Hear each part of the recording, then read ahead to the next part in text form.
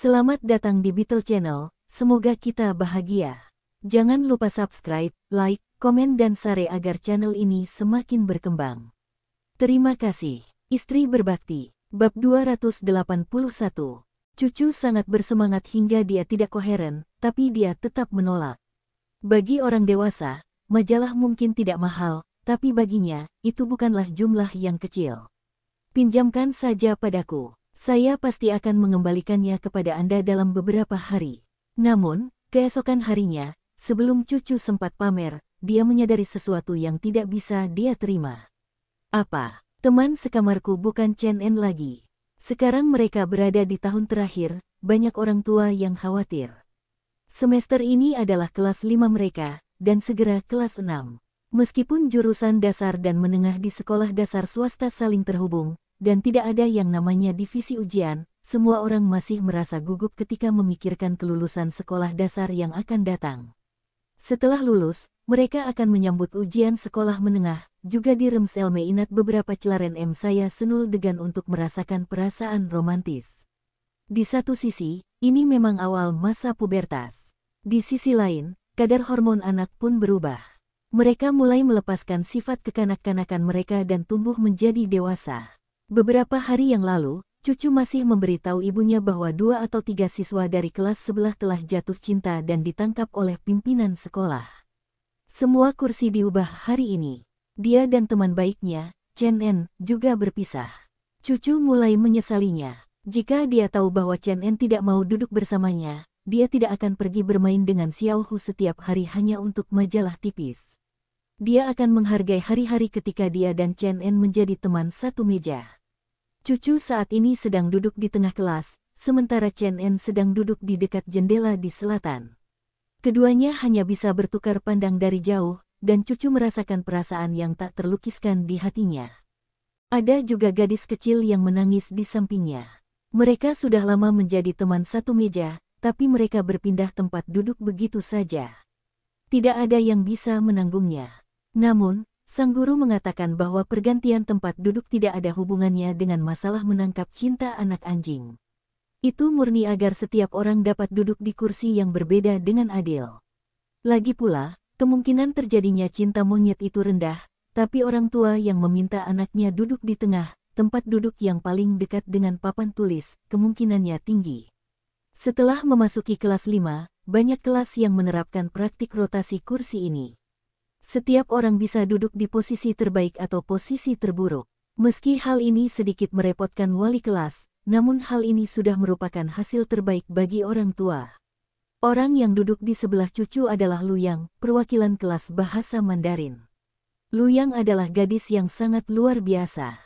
Dia cantik dan bersih, dan dia memiliki temperamen seorang wanita dari keluarga kaya. Namun, terkadang dia bersikap sedikit sombong dan tidak suka berbicara dengan orang lain. Atau ketika seseorang berbicara dengannya, dia akan mengangkat lehernya seperti angsa putih dan mengabaikan pihak lain. Apalagi dia sangat galak saat mengumpulkan pekerjaan rumah orang. Dia benar-benar berbeda dari biasanya bertindak. Siapapun yang tidak menyerahkan pekerjaan rumahnya, dia akan mengalihkan pandangannya ke mereka dan hati mereka yang tidak menyerahkan pekerjaan rumahnya akan menjadi dingin. Hal ini membuat cucu, si burung pipit kecil, sangat cemas. Betapa membosankannya jika tidak ada orang yang bisa diajak bicara di masa depan. Dia menghela nafas ketika memikirkannya. Dia menatap Chen En lagi. Chen En juga sedang duduk bersama seorang anak nakal di kelas. Wajahnya dipenuhi ketidakberdayaan. Guru kemudian mengumumkan berita terkini lainnya giliran mereka untuk menghadiri pesta penyambutan tahun ini. Setiap tahun, senior tahun kelimalah yang menjadi tuan rumah acara tersebut. Tahun ini, mereka juga menjadi senior di mata orang lain. Cucu mendaftar tanpa berpikir. Tidak buruk menjadi tuan rumah kecil. Setiap tahun, dia melihat kakak dan adiknya di atas panggung dengan gaun mereka. Dia telah memutuskan untuk naik panggung sendiri. Dia tidak memfilmkan begitu banyak adegan tanpa alasan. Dia cukup percaya diri untuk mendaftar di tempat ini. Dia tidak peduli berapa banyak siswa yang mengangkat tangan. Keluarga setiap orang memiliki latar belakang tertentu, dan setiap orang ingin menjadi kebanggaan keluarga mereka. Selama audisi, cucu seperti ikan di air. Posisi tuan rumah ini sepertinya telah disiapkan untuknya. Kata-katanya jelas, pemikirannya cepat, dan kemampuannya merespons secara acak juga sangat baik. Mata guru audisi bersinar. Meskipun dia tidak mengatakan apapun di permukaan, tatapannya ketika dia melihat cucu dengan jelas berkata, "Aku akan membawanya." Keyakinan cucu tidak salah. Ketika daftar nama diumumkan, dia melihat sekilas namanya. Nama Liang Chu berada di urutan teratas daftar, yang berarti dia akan berdiri di posisi paling menonjol saat menjadi pembawa acara. Sebagai siswa senior, Liang Chu tidak menunjukkannya di permukaan, tapi diam-diam dia bersemangat untuk waktu yang lama. "Yo, cucu, pria yang menjadi partnermu adalah cowok sekolah kita." Beberapa gadis yang sedang menonton pengumuman itu datang dan menepuk bahu cucu. Cucu mengangkat kepalanya dan melihat bahwa itu adalah Lu He. Dia berasal dari kelas sebelah, dan dia memang cukup tampan. Hari kedua setelah daftar nama dikonfirmasi, Lu He datang mencari cucu. Dia juga terlihat sedikit malu, jadi dia pergi ke kelas cucu saat istirahat. Dia sudah menemukan lokasi cucu. Dia bisa menunggunya kembali, tapi setelah ragu-ragu untuk waktu yang lama, dia segera memasukkan catatan kecil ke dalam laci cucu. Cucu basah kuyup setelah latihan paginya. Dia mencari botol air di bawah meja, tetapi sebuah catatan kecil jatuh dari tangannya. Cucu mengambilnya dan melihat sederet kata tertulis di atasnya. "Liang Chu, mohon tetap tinggal untuk berlatih bersamaku sepulang sekolah." Itu ditandatangani oleh Lu He.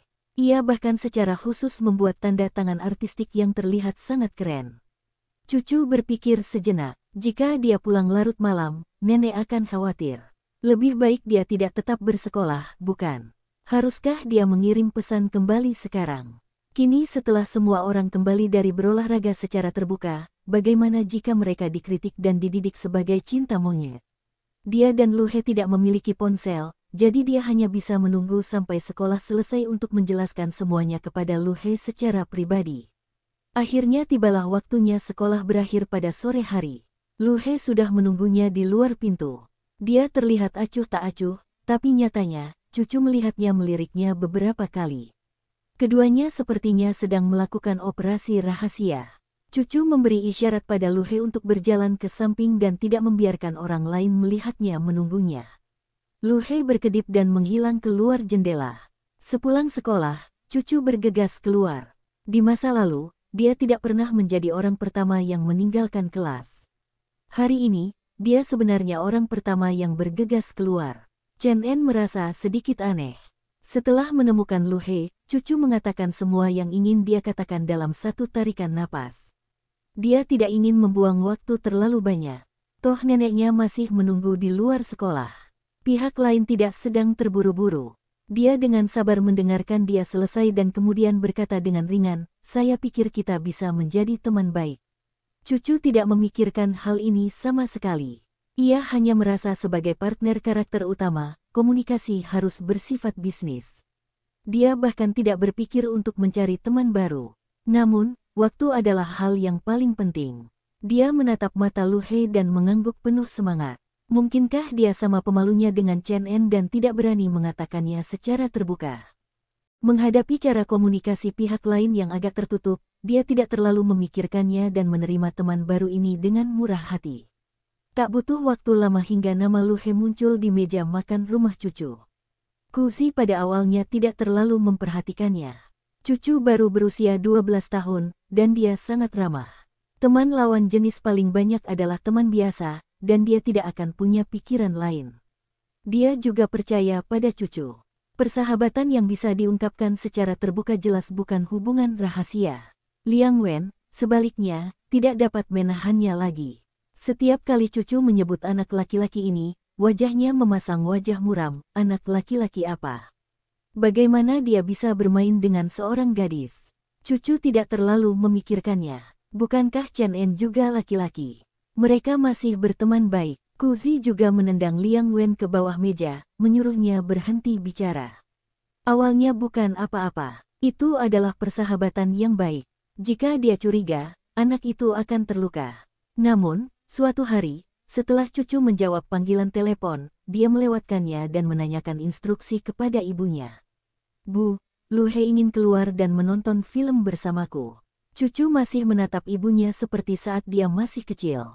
Meskipun dia sudah sangat tinggi dan tidak perlu melihat ke atas, dia sangat menyukai sudut ini. Dia merasa seperti dilindungi oleh ibunya. Liang Wen mendengarkan dengan penuh perhatian di kamar mandi. Anak ini cukup berani. Setelah mereka berulang kali pergi ke bioskop, dia akan mengajaknya kencan. Dia ingin menghentikan gadis kecilnya yang tidak bersalah, tetapi Kuzi telah menyuruhnya untuk tidak ikut campur dalam masalah ini, jadi dia ragu-ragu. Ketika kata-kata itu sampai ke mulutnya, akhirnya berubah menjadi dua batuk kering yang berat. Ketika Kuzi mengetahui bahwa hanya mereka berdua yang akan menonton film tersebut, dia merasakan ada sesuatu yang tidak beres. Namun, dia berusaha sebaik mungkin untuk tidak mengecewakan putrinya dan menyarankan ide yang lebih baik. Mengapa kamu tidak membiarkan Lu He datang ke rumah kita untuk menonton? Ada begitu banyak orang di bioskop dan itu tidak aman. Jika mereka menontonnya di rumah, tidak hanya gratis, tapi dia juga punya cukup makanan ringan. Cucu berpikir sejenak dan setuju. Ibunya telah mempertimbangkan segalanya. Mengapa dia tidak berpikir untuk memiliki bioskop kecil yang nyaman di rumah? Liang Wen mengertakkan gigi karena marah. Dia tidak mengusirnya, tapi membiarkannya datang mengetuk pintunya. Pasangan ibu anak ini sungguh nekat. Apa yang sedang kamu lakukan? Liang Wen menghentakkan kakinya dengan cemas. Bukankah awalnya dia tidak ingin putrinya berhubungan dengan anak laki-laki itu? Sekarang, dia bahkan memintanya untuk berkunjung. Apakah dia takut dia tidak bisa menjadi menantunya? Kuzi jauh lebih tenang darinya. Mari kita lihat seperti apa rupa anak ini. Liang Wen langsung yakin. Dia benar-benar tidak bisa menemukan cara lain untuk menemukan anak laki-laki itu dan memintanya untuk menjauh dari putrinya. Ini adalah kesempatan terbaik. Dia sedang berpikir tentang bagaimana mendidik anak laki-laki ini ketika Kuzi menyela fantasinya. Ketika saatnya tiba, Anda tidak perlu khawatir tentang hal ini. Sikapnya seperti terkena peluru. Jika dia mengendalikan mereka, dia pasti akan menakuti anak-anak lainnya. Lagi pula, itu bukan masalah besar. Jika dia membuat keributan karena emosinya, itu pasti bukan masalah kecil. Kenapa aku tidak peduli? Dia putriku. Liang Wen sama tidak masuk akalnya dengan seorang anak kecil ketika dia kehilangan kesabaran. Kuzi tidak punya waktu untuk berdebat dengannya. Jadwalnya sangat padat. Setelah mengatur urusan putrinya, dia masih harus mandi dan tidur lebih awal. Keesokan paginya, Lu He muncul di depan pintu rumah cucu. Ibunya telah mengantarnya dan dia berpakaian sangat formal. Anak itu memang tampan. Alisnya penuh dengan kebenaran. Bersambung, terima kasih telah menyaksikan dan mendukung channel ini.